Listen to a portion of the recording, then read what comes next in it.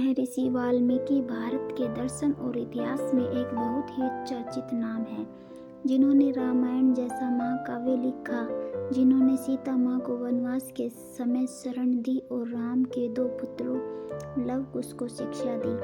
उनका एक ऋषि रूप में चरित्र सुनकर शायद ही किसी को इस बात का यकीन हो सकता है कि ऐसा इंसान कभी एक लुटेरा और डाकू रहा होगा। रत्नाकर नाम का एक डाकू जो राह से गुजरते लोगों पर घात लगाकर हमला करता है और उन्हें लूट लेता है। यहाँ जानिए एक डाकू के ऋषि बनने की कहानी। एक समय की बात है कि रत्नाकर नाम का एक डाकू लोगों पर हमला करके जबरन उनसे उनकी संपत्ति छीनने का काम करता था। ऐसा करते काफी समय हो गया। इसी बीच उस लुटेरे के जीवन में नारद मुनि से मिलन की जीवन बदलने वाली घटना आई।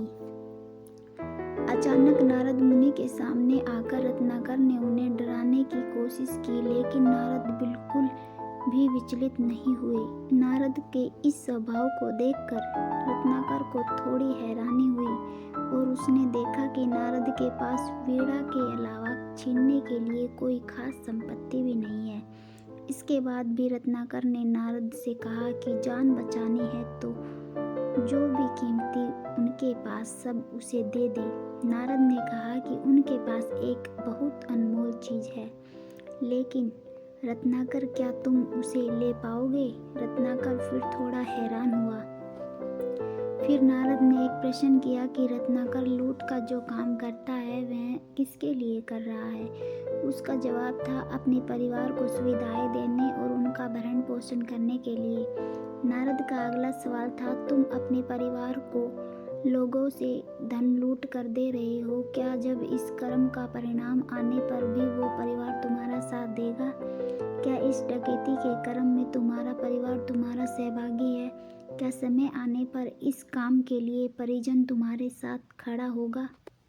रत्नाकर के मन में भी इस जिज्ञासा उठी और वह नारद को एक पेड़ से बांधकर अपने परिवार से सवाल करने गया।